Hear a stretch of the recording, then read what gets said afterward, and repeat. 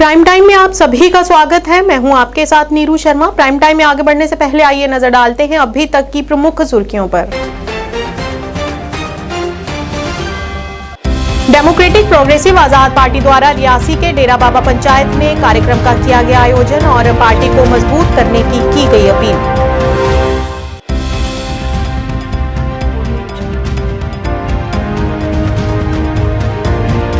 सर्दियों के मौसम में भारी मात्रा में बर्फ को हटाने के लिए लगभग 55 मशीनरी जनशक्ति किए गए तैयार। एसएमसी आयुक्त अतहर आमिर ने दी अहम जानकारी।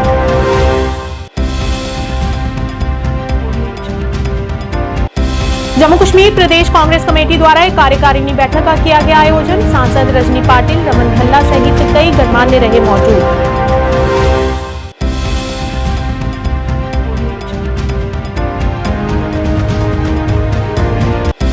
कश्मीरी पंडितों द्वारा 34 वर्षों के अंतराल के बाद दक्षिण कश्मीर के पुलवामा में किया गया शिवलिंग स्थापित, जो हिंदू मुस्लिम एकता का प्रतीक है।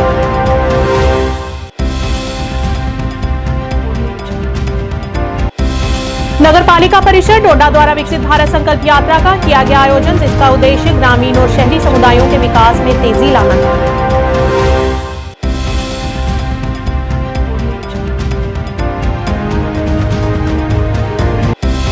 बाबा गुलाम शाह विश्वविद्यालय के पूर्व कुलपति स्वर्गीय डॉक्टर मसूद चौधरी को आज उनकी पहली पुण्यतिथि पर दी गई श्रद्धांजलि। महबूबा मुफ्ती सहित कई गणमान्य रहे मौजूद।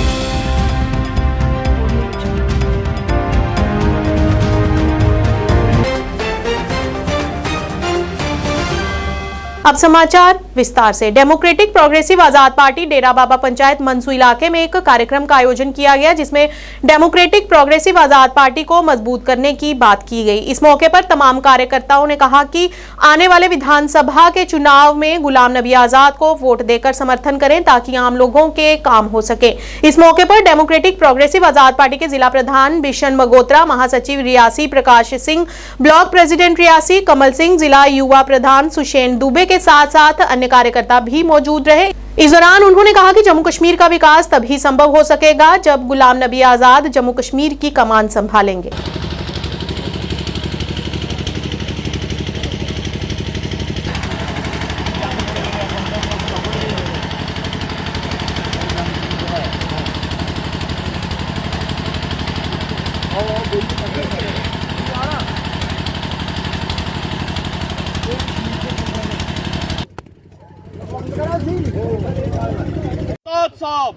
गुलाम नबी आजाद साहब जिंदाबाद, गुलाम नबी आजाद साहब जिंदाबाद, जनाब जुगल किशोर शर्मा जी जिंदाबाद, जनाब जुगल किशोर शर्मा जी जिंदाबाद, जनाब जुगल किशोर शर्मा जी जिंदाबाद। डेमोक्रेटिक प्रोग्रेस आजाद पार्टी जिंदाबाद, डेमोक्रेटिक प्रोग्रेस आजाद पार्टी जिंदाबाद, गुलाम नबी आजाद साहब जिंदाबाद, गुलाम नबी आजाद साहब जिंदाबाद, जुगल किशोर शर्मा जी जिंदाबाद। जैसा कि आप सब जानते हैं कि सर्दियों का मौसम आ गया है और बर्फबारी के होने का आगमन भी होने वाला है, जिसके चलते श्रीनगर में एसएमसी आयुक्त अतहर आमिर ने पत्रकारों से बात करते हुए बताया कि सर्दियों के मौसम में भारी मात्रा में बर्फ को हटाने तथा उससे निपटने के लिए लगभग 55 मशीनरी जनशक्ति तैयार कर दी गई है। उन्होंने बताया कि शहर को 4 विभागों में बांटा गया है, जहां हर विभाग में जोनल कंट्रोल रूम बनाए गए हैं और जोनल इंचार्जेस को नियुक्त किया गया है, ताकि किसी भी तरह की समस्या उत्पन्न होने पर बचाव किया जा सके। Zonal incharges so this control room has been activated. इसके साथ हमारी लगभग 50-55 के आसपास मशीन्स हैं, जिसमें से 45 हमारी नई जो मशीनें हमने पिछले 2 साल में प्रोक्योर की हैं उनको रेडी रखा गया है। बाकी जो हमारे पास पुरानी मशीनरी भी थी उसको भी रीऑर्गेमेंट करके रिस्टोर करके उनको भी रेडी किया गया है। So we have around 55 machines that have been kept ready.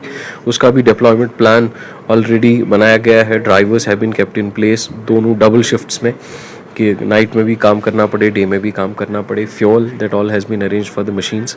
इसी के साथ अब की बार what we are also doing is जो हमारे स्नो कैट्स हैं जिनको यूज़ किया जा रहा है, उसमें कुछ एक जो है we are also using a kind of special material layer ताकि रोड डैमेज नहीं हो। That's also what we are doing. इसी के साथ हमारा जो मैन पावर है लगभग 2800 के आसपास जो स्नो क्लियरेंस में यूज़ होता है, they have also been kept in ready mode. उनको भी जो स्नो शॉवल्स या बूट्स हैं, ग्लव्स हैं, रेन कोट्स हैं, दैट हैज़ बीन प्रोवाइडेड। जो हमारे इसमें कंजर्वेंसी आइटम्स की ज़रूरत होती है, जिसमें हमारा जैसे डीआइसिंग सॉल्ट है, that all has been procured, और वो भी सेंट्रल ऑफिसेज में भी, और जहाँ जहाँ उसकी रिक्वायरमेंट है उसको ऑलरेडी डिप्लॉय किया गया है। इसी के साथ हमारे यहाँ काफ़ी जगहों पे एक जो डी वाटरिंग की ज़रूरत पड़ती है, तो हमारे जो परमानेंट डी वाटरिंग स्टेशन है 85 they have been kept ready, उनकी भी सर्विसिंग की गई है। जो हमारा डीप ड्रेन नेटवर्क है सिटी में, that has been cleaned up, desilting की गई है ताकि ब्लॉकेजेस नहीं हो। इसके साथ साथ लगभग 125 मोबाइल डी वाटरिंग यूनिट्स को भी रेडी रखा गया है, which will be deployed as and when they are required, depending on अगर कहीं पे वाटर लॉगिंग होती है या कहीं पे पानी भर जाता है because of snow melting. Jammu Kashmir Pradesh Congress committee द्वारा एक कार्यकारिणी बैठक का आयोजन किया गया। इस मौके पर कांग्रेस पार्टी के वरिष्ठ नेता रमन भल्ला, सांसद रजनी पाटिल, अध्यक्ष विकार रसूलवानी तथा कई गणमान्य नेता तथा कार्यकर्ता मौजूद रहे। इस बैठक के दौरान आगामी रणनीतियों पर चर्चा की गई और कार्यकर्ताओं को उनके क्षेत्र में सुचारू और व्यवस्थापूर्ण ढंग से कार्य करने के निर्देश दिए गए। इस मौके पर रजनी पाटिल ने जम्मू कश्मीर के कोर्ट के फैसले पर भी अपने विचार रखे। वो एक डिफरेंट मोड में चल रही है।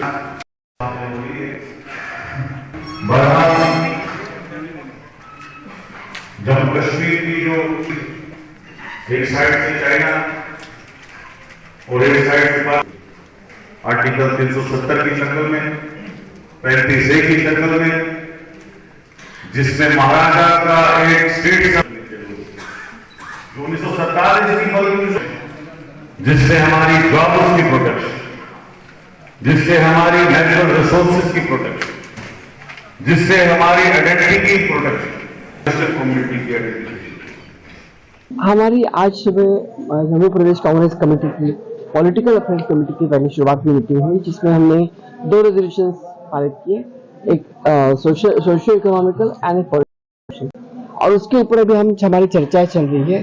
सबसे बड़ी बात जो है कि आज की हालत में जो जम्मू कश्मीर की जो हालत है उसके लिए हम चर्चा कर रहे हैं। सभी कार्यकर्ताओं को सुन रहे हैं। प्रमुख कार्यकर्ता यहाँ आए हैं और पहली बार रिकॉन्स्टिट्यूशन होने के बाद जम्मू कश्मीर की पीसीसी पहली बार उनकी मीटिंग सब हम साथ में ले रहे हैं। सबके हम ख्यालात जान रहे हैं और उसके अनुसार हम हमारी पॉलिसी बनाएंगे।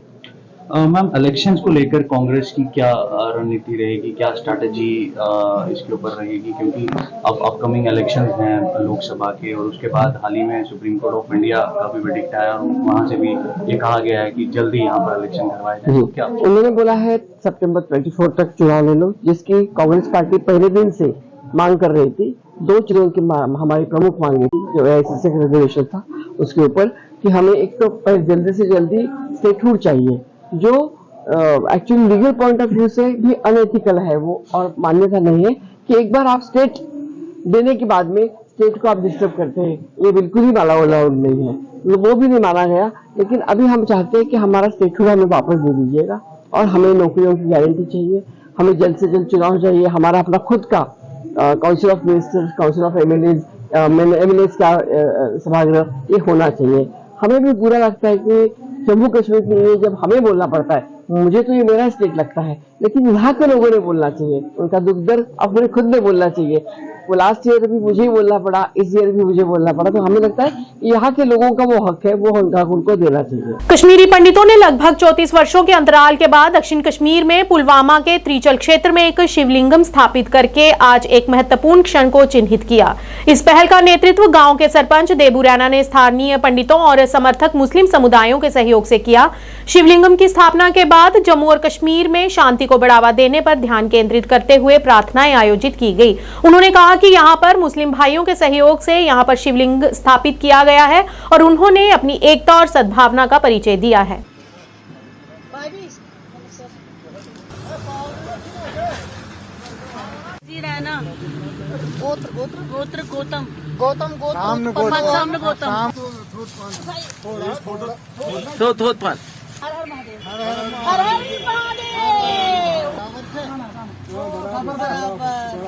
बराबर पार्वती जी है, ये दिखाइए, ये इनके बेटे हैं गणेश जी।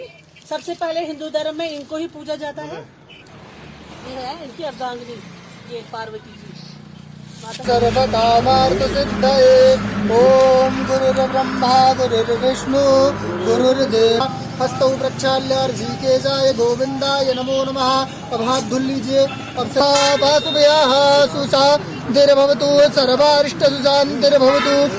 भ्यां नमः ओम सजीवरंतराभ्यां नमः ओम माता पितृचरण कमलेभ्यो नमः ओम सहकराक्षाय मे ढूके। दुबने जोन में मैं पहले टीका लगाती हूँ।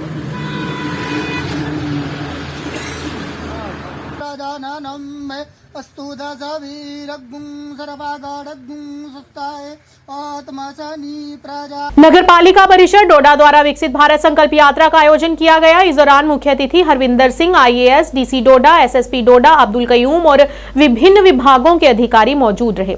इस मौके पर उज्ज्वला कनेक्शन के वितरण, PMAYU के तहत लाभार्थियों को स्वनिधि योजनाओं की वित्तीय सहायता प्रदान की गई और उन्हें विकास की भावना से नवीनीकृत किया गया। इस यात्रा का उद्देश्य ग्रामीण और शहरी समुदायों के विकास में तेजी लाना है और सरकारी योजनाओं की संतृप्ति, शिकायत निवारण और सामुदायिक भागीदारी को बढ़ावा देना तथा 2047 तक भारत को एक विकसित राष्ट्र में बदलना है।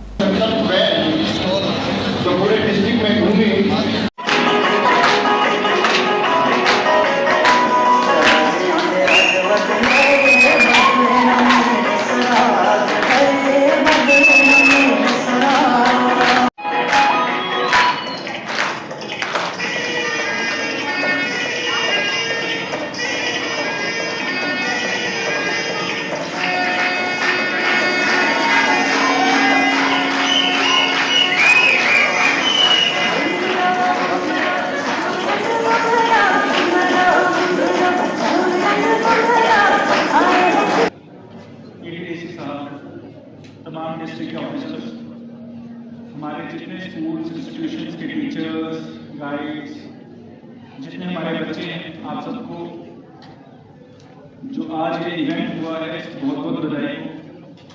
बेसिकली जो आज एक रीज़न है हम सबका यहाँ पे इकट्ठा होने का, वो ये है कि हम सब एक प्रतिज्ञा ले सकें कि 2047 तक भारत को एक विकसित भारत में कन्वर्ट करना है।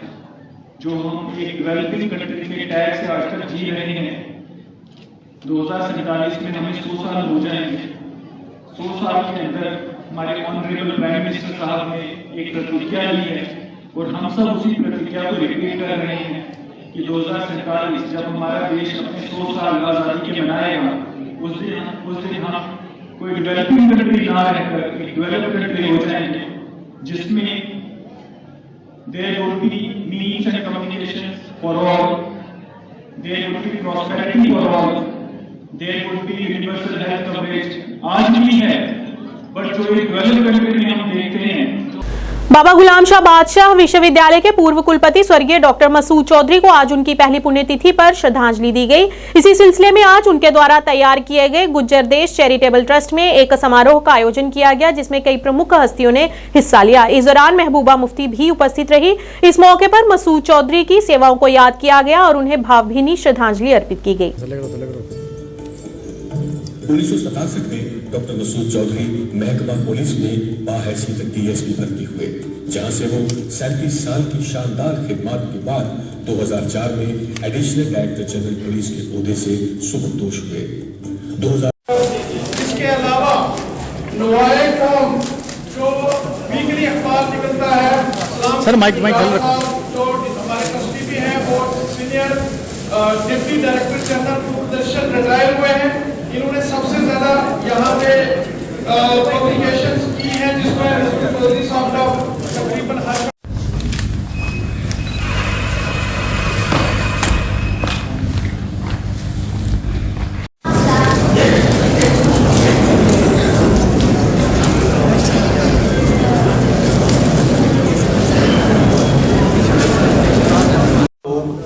मसूद चौधरी साहब को उनकी पहली डेथ एनिवर्सरी पे यहाँ खराज अकीदत पेश करने के लिए आए हैं सभी लोग। मैं बतौर चेयरमैन ऑफ द ट्रस्ट, चूँकि कुछ लोग हमारे साथ तो शुरू से जुड़े हैं और कुछ लोग बड़ी तादाद में आज अलग अलग इलाकों से नए लोग हमारे पास आए हैं मेहमान, मैं ट्रस्ट की एक्टिविटीज़ के बारे में बताना चाहता हूं कि यही मैं समझता हूं कि सच्ची खराज अकीदत आज मसूद साहब को होगी कि उनकी वफात से पहले ट्रस्ट में क्या क्या था, क्या इंफ्रास्ट्रक्चर है ट्रस्ट का, और उनकी वफात के बाद हमारी ट्रस्ट की मैनेजमेंट ने पूरे गुजर देश चैरिटेबल ट्रस्ट के जो ट्रस्टीज हैं उन्होंने उनके खाक को आगे बढ़ाने के लिए क्या काम किया है। तो सबसे पहले मैं ट्रस्ट के बारे में बताना चाहता हूँ। आने में मुझे विलम्ब हुआ, उसके लिए माजूद खां हूँ। मसूद चौधरी साहब की शख्सियत जो थी वो मेरी जिंदगी के साथ मेरे बचपन से जुड़ी हुई थी। मैं जब चौथी या पांचवी जमात का तालिब इल्म था तो उनका मेरे बुजुर्ग, मेरे वालिद मोहतरम राणा राजेंद्र सिंह जी के पास बहुत आना जाना था और मेरे वालिद मोहतरम अपने आखिरी सांस के वक्त भी ये कहा करते थे कि मसूद मेरा भाई है। और मैंने हमेशा मसूद चौधरी साहब को अपने घर का एक बुजुर्ग समझ के, मेरी दिवाली कभी मुकम्मल नहीं होती थी जब तक वो मेरे घर नहीं आते थे, और मुझे लगता है कि उनकी ईद में मेरा ना शामिल होना शायद उनको एक सवालिया निशान मेरे बारे में डालता था। और जब भी वो मुझे दिवाली पे मिलने आते थे, जावेद साहब गवाह हैं, वो हमेशा ये कहा करते थे कि ये मेरे बड़े भाई राणा राजेंद्र सिंह जी का घर है, वो चले गए, मैं यहाँ आता हूँ, तुम लोगों की वजह से नहीं आता हूँ, मैं उस शख्स की वजह से आता हूँ जो मेरा बड़ा भाई था और इस घर को मैं अपना घर समझता हूँ। वो रिश्ता मेरा और मसूद चौधरी साहब का रहा। जब आपके पास विजन हो, आप ठान ले, तो कोई चीज नामुमकिन नहीं है। अगर जैसे ताई साहब ने कहा कि हमने ईंटों पे बैठ के फैसला किया और इतना शानदार यहाँ ये एक लोगों के लिए इदारा कायम किया, तो मैं समझती हूँ कि कोई भी चीज मुश्किल नहीं है इस वक्त, खासकर जबकि हम बहुत ही मुश्किल हालात से गुजर रहे हैं। तो हर रात की सुबह होती है और दूसरों के लिए तो सब जीते हैं। अपनी अच्छी नौकरी करनी, अपने बच्चों को अच्छी तालीम देनी और उनको बड़े बड़े अफसर बनाना, ये तो सब लोग करते हैं। मगर जो चौधरी साहब ने किया, मसूद चौधरी साहब ने किया, उसकी मिसाल मेरे ख्याल में हमारे जम्मू कश्मीर में बहुत ज्यादा नहीं होंगी। मैं उनको ज्यादा जानती नहीं हूं, पर मुझे याद है जब मुफ्ती साहब वजीर आला बने और राजौरी पूंछ वो बहुत जाते थे, एज अ कांग्रेसमैन भी बहुत घूमे थे। उनको ये ख्याल था जहन में कि ये बहुत ही पसमानदा इलाका है, बहुत ही पिछड़ा हुआ इलाका है, क्योंकि तब मुगल रोड भी नहीं था। जो वहां के बच्चे थे तालीम के लिए या उनको जम्मू आना पड़ता था, यहाँ आते आते एक दिन और कश्मीर पहुंचते पहुंचते 3 दिन लग जाते थे। तो मैंने सुना कि वो यूनिवर्सिटी बाबा गुलाम शाह पातशाह यूनिवर्सिटी बनाना चाहते हैं, मगर बहुत शोर है हमारी जमात में, क्योंकि मुफ्ती साहब ने फैसला किया है एक रिटायर्ड जो पुलिस ऑफिसर है चौधरी मसूद साहब, उनको बनाने का। तो मैंने कहा ये शोर क्या है। आज श्रीनगर में हज और उम्रा सर्विसेज एसोसिएशन द्वारा पत्रकार वार्ता आयोजित की गई, जिसमें एसोसिएशन के अध्यक्ष शेख फिरोज ने उन लोगों से अपील की जो अपने बुजुर्गों को अकेले हज करने के लिए भेजना चाहते हैं। उन्होंने अपने माता पिता के साथ रहने और देखभाल करने के लिए कहा गया। उन्होंने कहा कि जो बच्चे अपने माता पिता के लिए कर सकते हैं वह कोई दूसरा नहीं कर सकता। अंदर मोस्ट प्रॉब्ली वो भी इन्वाइट करना शुरू करेंगे लोगों को जिनको हज के लिए जाना होगा। हम जिन लोगों ने जाना होगा वो ऑलरेडी बैठे हुए हैं, तैयार बैठे हुए हैं, उनकी नियत हो गई है। लेकिन मैं उन सब लोगों से मुखातिब हूँ जो अपने वालिदैन को भेजना चाहते हैं। बहुत शौक ज़ौक़ से ये काम होता रहा है और आगे भी होगा इंशाअल्लाह। इस साल जिन लोगों ने ये तय किया कि वो अपने वालिदैन को भेजें, अगर उनके वालिदैन मोर देन 70 ईयर्स ओल्ड हैं तो मैं उनसे मुखातिब हूँ, प्लीज़ उनको अकेले मत भेजिए, उनके साथ घर के किसी भी अफराद को भेज दीजिए जो उनका वहाँ पर ख्याल रखे। आप कभी भी ये मत समझ लीजिए अगर आपने उनको हज कमेटी के हवाले कर दिया या प्राइवेट टूर ऑपरेटर के हवाले कर दिया, तो इसका मतलब ये कि आपकी जिम्मेदारी उन पर आयद होती है।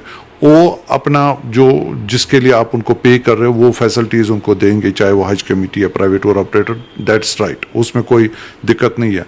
मसला ये है जो पर्सनल केयर है, अगर फ़र्ज़ करें ये जो आपके वालिदैन हैं, जो आपके बुज़ुर्ग हैं, अगर ये बीमार वहाँ पर पड़ते हैं, उनको हॉस्पिटल भी लिया जाएगा, उनको डॉक्टर भी देखेगा, लेकिन जो पर्सनल केयर है वो उनको नहीं मिल सकता है। वो जम्मू क्षेत्र के सीमावर्ती जिले पुंछ में आज ताजा बर्फबारी से मौसम सुहावना हो गया है। जिले के पहाड़ी इलाकों सिविजिया और गागरिया में बर्फबारी हुई है। एसएसपी पुंछ ने पत्रकार वार्ता के माध्यम से जानकारी देते हुए बताया कि भारी बर्फबारी होने से राजौरी और पुंछ से शोपियां जिले तक चलने वाले ऐतिहासिक मुगल राजमार्ग को वाहन यातायात के लिए बंद कर दिया गया है।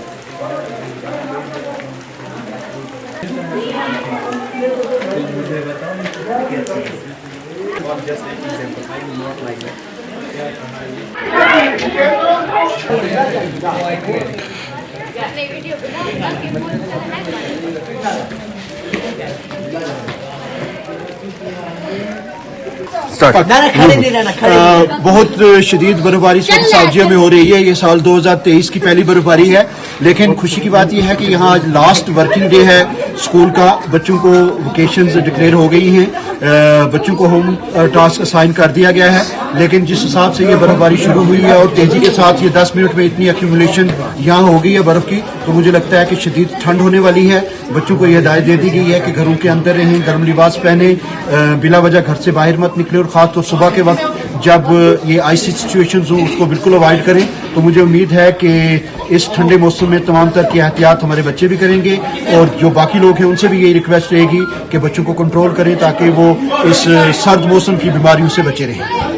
ड्राबा बफलियाज रोड पर ब्लैक टॉपिंग का काम शुरू होने से आसपास के क्षेत्र के लोग इससे बेहद खुश हैं और इससे पूरे इलाके में खुशी की लहर दौड़ पड़ी है। लोगों ने खुशी का इजहार करते हुए कहा कि ये लोगों की लंबित समय से मांग थी जिसे आज पूरा किया गया है। उन्होंने कहा कि इससे लोगों को बेहद लाभ होगा। इस मौके पर स्थानीय लोगों ने धर्मराज कंपनी और प्रोजेक्ट मैनेजर प्रशांत भाटी के साथ साथ जिला प्रशासन, तहसील प्रशासन को भी धन्यवाद किया।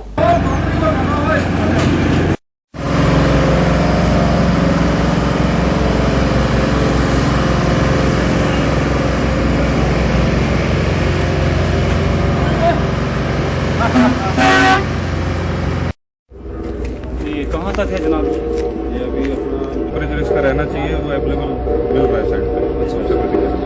ये जो मटेरियल पड़ता है ये अपने प्लांट से आ रहा है। अपने प्लांट से काफ़ी दूर से आता है? कहाँ से, वो कहाँ पे? दूर से नहीं है। इसका क्या है, टेम्परेचर मेंटेन करने के लिए इसमें कॉटन जो है लूज लग जाता है, इससे डायरेक्ट कवर्ड करके उसको थ्रो कर देते हैं।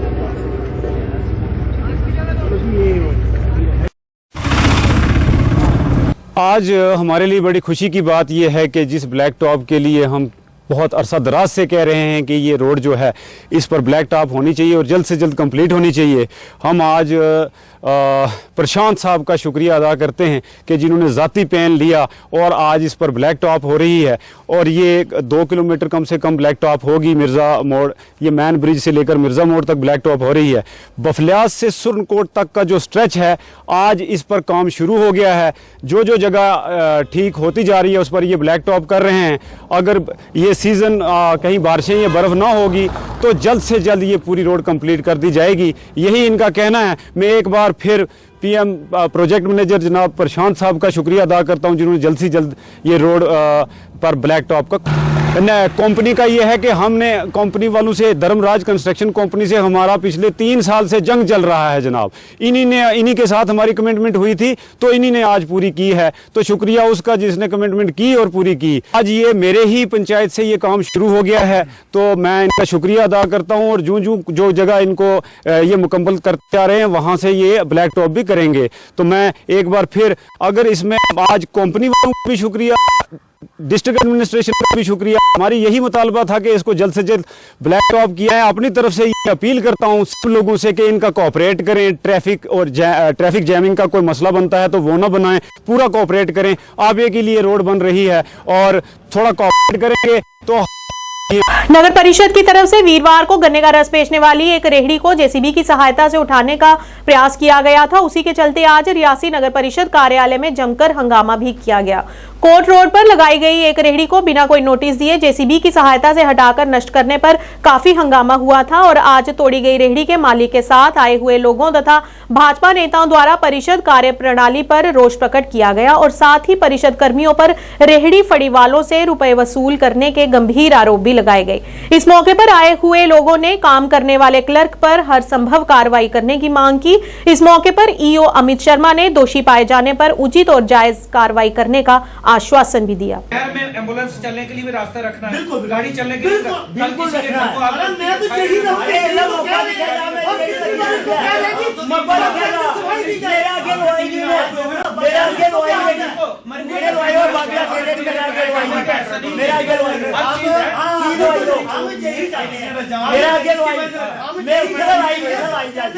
मेरी बात सुनो बाबा, हमारी बात सुनो बाबा, मेरी बात सुनो, चमन जी कल सुनो। देखो सैलरी हमें गवर्नमेंट देती है, हमें अपनी ड्यूटी फर्ज अंजाम देनी है, ठीक है। अब गरीब इस दुनिया में, इस जम्मू कश्मीर में हमारे गुर्बत खाली बाबा गरीब नहीं है, बड़ी सारी दुनिया गरीब है। अब इसका मतलब ये भी नहीं ना कि अपने फर्ज अंजाम देना ही छोड़ दे। देखो मेरी बात कभी नहीं बोलते, सुनो मेरी बात, मेरी बात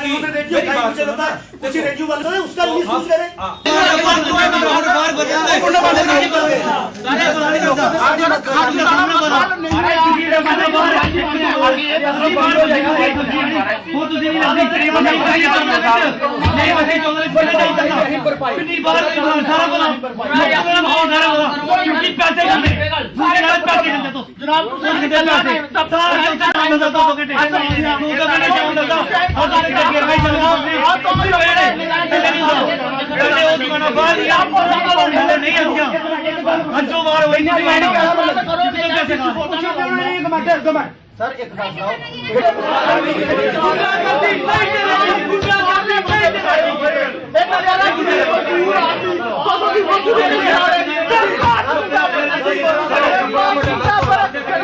आप गुंडागर्दी कर रहे हो सर, क्यों कर रहे हो? गरीब बंदों के साथ बताओ क्यों कर रहे हो, क्यों कर रहे हो? गरीब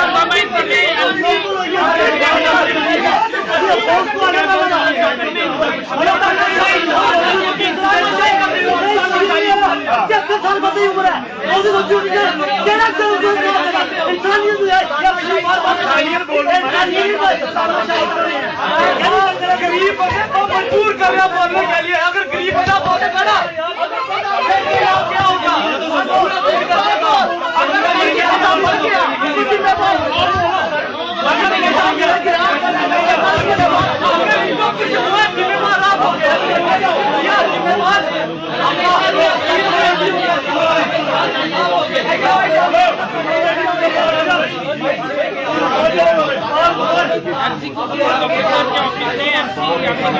हमें बड़ी हंगामा देखने को मिल रहा है। 2 दिन पहले तो कार्रवाई सर से भी बातचीत करने की कोशिश कर रहे हैं, हंगामा हो रहा है, क्या कहना चाहेंगे सर? क्या पूरी बात है?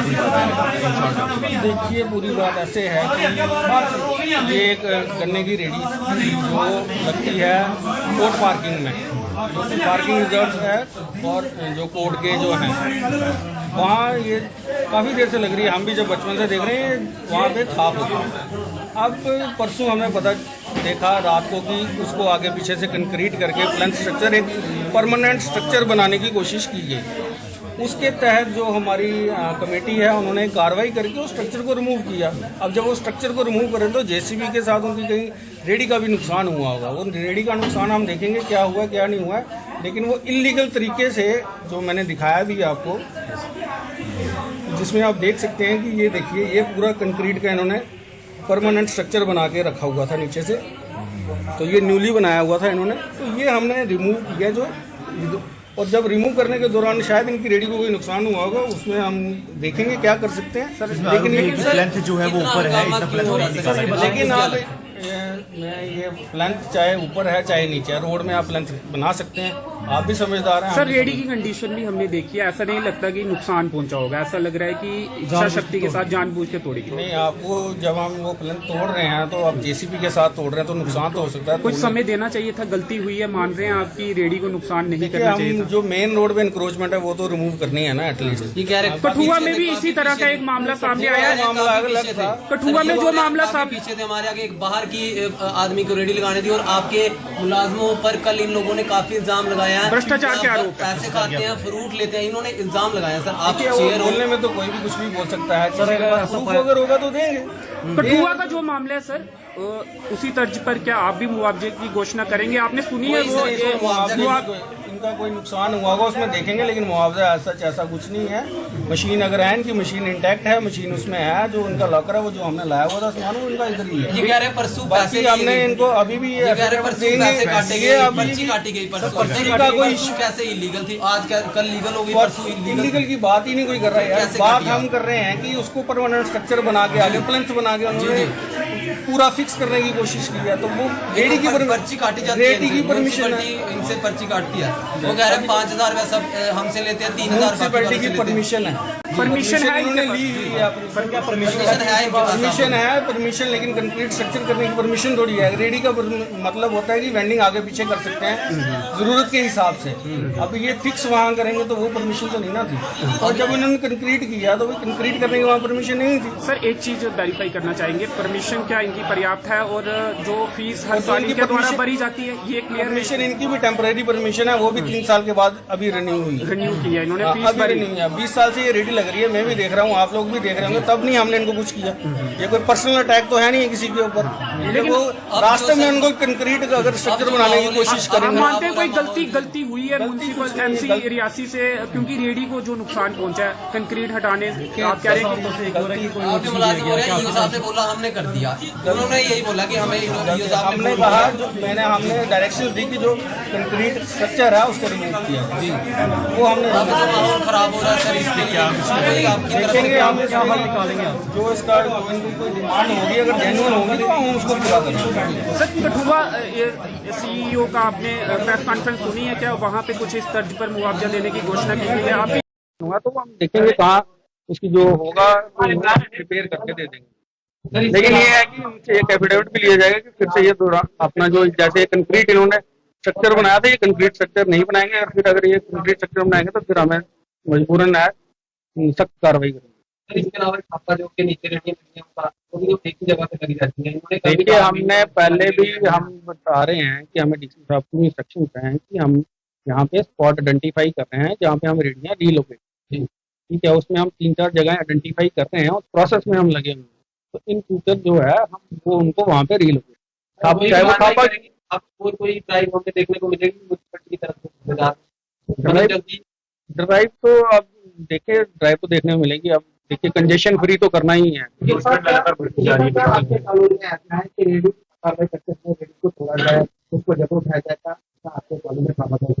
देखिए रेडी को मैं जैसे पहले भी बताया कि रेडी के आगे पीछे कंक्रीट स्ट्रक्चर बनाया था, रेडी की कहीं कोई मैटर नहीं है, रेडी के आगे पीछे कंक्रीट स्ट्रक्चर बनाया था। उस कंक्रीट स्ट्रक्चर को हटवाते वक्त वहाँ रेडी को कोई नुकसान नहीं, तो वो नुकसान जो होगा वो हम देखेंगे कि क्या होगा। कि भाई अस देगे मुआवजा दिन्ने अस ते तुस असें मतलब लिखिए दो कि भाई वो कंक्रीट असें कीती दी नहीं है कि नहीं, पानी आंदा रेडिया उत्थे ते पानियां दी गल्ल में सारी बन्नी ही बनाई दी ते मन्नी लिया, उन्हें भी मन्नी लिया, अस नहीं मन्नी लिया। अगर भाई दे नहीं मनगन, नहीं देंगन कुछ ते भी जने हो जाने कमेटी वाले इ'यै गल्ल आखी कि अस दिन्ने भाई करने भैया सद्दने तुसें, हाँ देगे, हाँ खुश हाँ जी। हाँ साढ़े अग्गे कोई रेडी नहीं लगनी चाहिए, अग्गे नहीं रेडी लगनी चाहिए कोई। देखो ना अग्गे साढ़े लगी जाएगा तो असें पिछे क्या करना पेई है, वो इन्हें जबरदस्ती लवाई दी, इन्हें कमेटी वाले लवाई दी। श्रीनगर स्मार्ट सिटी लिमिटेड की एक प्रमुख परियोजना जल परिवहन है, जिसका उद्देश्य श्रीनगर शहर में जलाधारित सार्वजनिक परिवहन प्रणाली को पुनर्जीवित करना है। वहीं इस बीच डल झील के निवासी और झेलम नदी के निवासी सरकार के इस कदम का विरोध कर रहे हैं। उनका कहना है कि सरकार को ऐसा कदम उठाने से पहले एक बार हमसे बातचीत कर लेनी चाहिए थी। उन्होंने कहा कि जब नदी परिवहन चलेगा तो लहरें हमारे हाउस बोटों को नुकसान पहुंचा सकती हैं।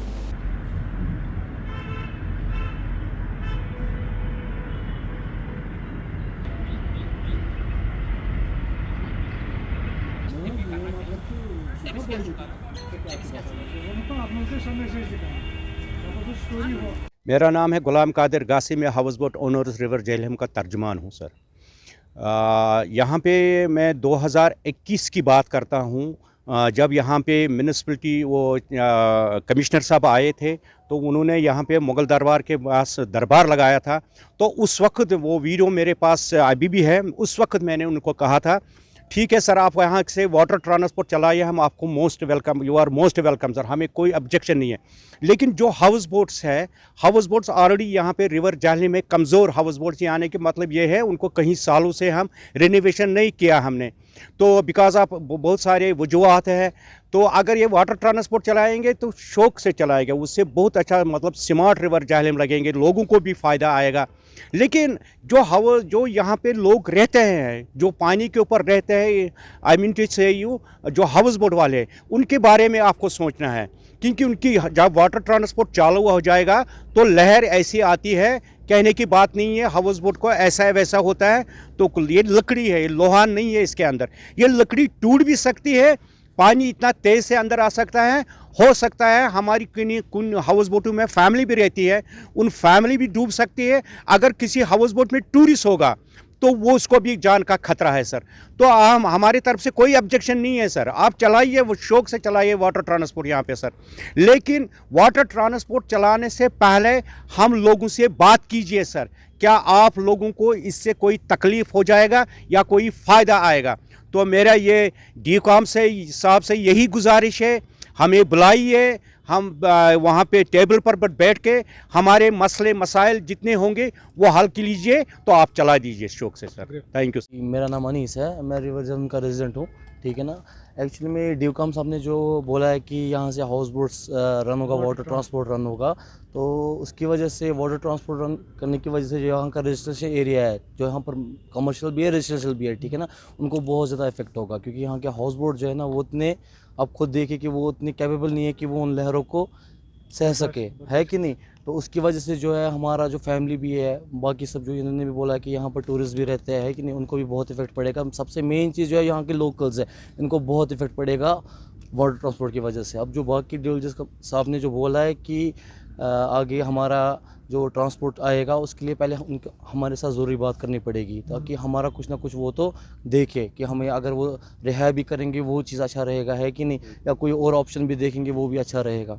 ट्रांसपोर्ट अगर चलेगा तो क्या फ़ायदा आपको होगा उससे? हमारा तो कोई फ़ायदा नहीं है, हमारा तो नुकसान ही है, ठीक है। लेकिन जो बाकी यहाँ का लोग हैं, जो जिला अस्पताल बड़गाम द्वारा समर्थित SDH बीरवाह के सहयोग से सामाजिक कार्यकर्ता मुजम्मिल महमूद द्वारा रक्तदान शिविर का आयोजन किया गया। इस अवसर पर मुख्य अतिथि एडवोकेट अल्ताफ गांदरबली, अध्यक्ष कश्मीर न्यायविद, पूर्व अध्यक्ष नगर पालिका परिषद गांदरबल, BMO बीरवाह, SHO बीरवाह तथा अन्य गणमान्य मौजूद रहे। इस शिविर में दानदाताओं से लगभग 40 रक्त नमूने एकत्रित किए गए। इस अवसर पर उन्होंने शिविर में भाग लेने के लिए स्वयंसेवकों की सराहना की और ऐसे शिविरों के आयोजन के महत्व पर प्रकाश डाला।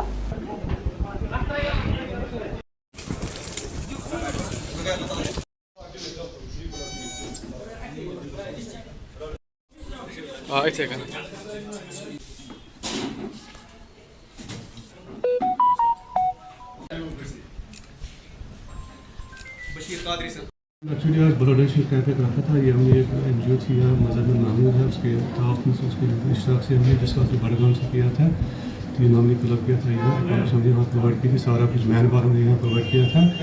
ये एक अच्छा उमूमन एक अच्छी बात एक है कि वॉलंटियर भी जो है वो आ रहे हैं, आगे लोगों को आ रहे हैं, उनको अवेयर कर रहे हैं कि ब्लड डोनेशन की एक अच्छा इकदाम है, जिससे हमारी कम्युनिटी इनके साथ अगर कहीं पर एक्शन हो जाता है, किसी को खून की ज़रूरत पड़ती है, ब्लड बैंक में ऑलरेडी खून ज़रूर होना चाहिए ताकि किसी भी वक्त इमरजेंसी में आप आ जाए। ये एक्चुअली में जो ब्लड डोनेशन है ये दोनों के लिए फ़ायदेमंद है, एक तो देने वाले के लिए भी है और लेने वाले के लिए भी बहुत ज़्यादा ज़रूरी है।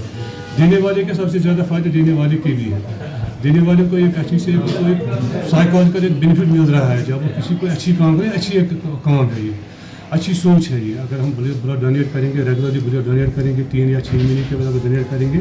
आज मैं बीरवाह बड़गांव में इस वक्त मौजूद हूँ, जो यहाँ का सब डिस्ट्रिक्ट हॉस्पिटल है। आज यहाँ एक ब्लड डोनेशन कैंप जो हमारे होनहार सोशल एक्टिविस्ट मुजम्मिल महमूद जो पूरे जम्मू कश्मीर में मशहूर हैं, उन्होंने आज यहाँ blood donation camp in collaboration with सब डिस्ट्रिक्ट हॉस्पिटल बीरवाह में मुनक्किद किया, जिसमें काफ़ी सारे लोगों ने ब्लड डोनेट किया। मैं दाद देना चाहता हूँ जिस तरीके से हमारे मुजम्मिल महमूद अपने इस बीरवा में काम कर रहे हैं। ऐसे लोगों की ज़रूरत है जिस तरीके किया। ये जो ब्लड डोनेशन कैंप है इसको सपोर्ट कर रहे हैं डिस्ट्रिक्ट हॉस्पिटल बड़गाम, उनकी वसादत से हमने इस कैंप को कामयाब बनाया। इस कैंप में हमने 40 ब्लड यूनिट्स कलेक्ट किए हैं और ये जो ब्लड है ये हमें बड़गाम डिस्ट्रिक्ट हॉस्पिटल भेजना पड़ता है क्योंकि वहाँ ब्लड बैंक है, मदर ब्लड बैंक है हमारा। यहाँ बीरवा SDH में हमारा ब्लड स्टोरेज सेंटर है, यहाँ पर हम खाली 3 या 4 पॉइंट्स को स्टोर कर पाते हैं। हमने इससे पहले भी आला अफ़गान से गुजारिश की थी कि बीरवा के सब डिवीजन के साथ एक वास्ट एरिया कनेक्टेड है। हम खंडीपारा हल्का के सरपंच मोहम्मद अयूब को अनंतनाग में जल जीवन मिशन पुरस्कार से नवाजा गया। उन्होंने अपनी कड़ी मेहनत से खंडीपारा के हर घर में नल का पानी उपलब्ध कराने के लिए अपना अहम योगदान दिया है। उन्होंने कहा कि हमें अपना काम पूरी ईमानदारी और लगन से करना चाहिए क्योंकि ईमानदारी से किया गया काम कभी विफल नहीं होता है। शुक्रिया अदा करना चाहता हूं कि आप हमारे मुद्दाओं को उठाते हैं और लोगों तक पहुंचाने में मदद करते हैं। रही बात, मैं LG सरकार सेना साहब का बहुत मशकूर हूँ, शुक्रगुजार हूँ कि इनको नज़र ग्रास रूट लेवल पर है कि कौन रिप्रेजेंटेटिव कैसे काम करता है, उनको अपने अवार्डों से नवाजते हैं, अप्रिसिएशन करते हैं, उसके लिए बहुत बहुत शुक्रगुजार हूँ। रही बात डिस्ट्रिक्ट एडमिनिस्ट्रेशन की, उनकी भी नज़र हमारे हल्के पर है। हमने वहाँ के हर घर में, हर दफ्तर में पानी पहुँचाया। जो मिशन था जल जीवन का, हर घर में हर नल में पानी होना चाहिए, वो हमने पहुँचाए हैं। हर घर में दफ्तर में पहुँचाया, आंगनवाड़ी सेंटर में पहुँचाया, हेल्थ सेंटर में पहुँचाया, एजुकेशन डिपार्टमेंट में पहुँचाया, बाकी जो डिपार्टमेंट है बिजली के जो दफ्तर है उनमें पहुँचाया, फॉरेस्ट के ऑफिस में पहुँचाया। जो भी हमारे हल्के में ऑफिस आता है गवर्नमेंट, वहाँ भी जल जीवन के थ्रू हमने पानी पहुँचाया और हमने बहुत अच्छे काम किया अपने हल्के में। मैं यहाँ के जो हमारे डिस्ट्रिक्ट एडमिनिस्ट्रेशन है, खासकर DC साहब है, मैं उनका भी बहुत शुक्रगुजार हूँ कि उन्होंने मुझे आज इस नेशनल अवार्ड से नवाजा है। जो नेशनल अवार्ड हमें गवर्नमेंट हिंद ने दिया है उसे नवाजा है, उसके लिए मैं बहुत जल जीवन मिशन के जो हमारे एग्जाम साहब है उसका भी बहुत शुक्रगुजार है। उन्होंने हमें बुलाया और इस अवार्ड के लिए हमें इस अवार्ड से नवाजा है, उसका भी मैं बहुत शुक्रगुजार हूं। प्राइम टाइम के आज के इस अंक में इतना ही। नया अंक लेकर फिर हाजिर होंगे, तब तक के लिए दीजिए इजाजत। नमस्कार।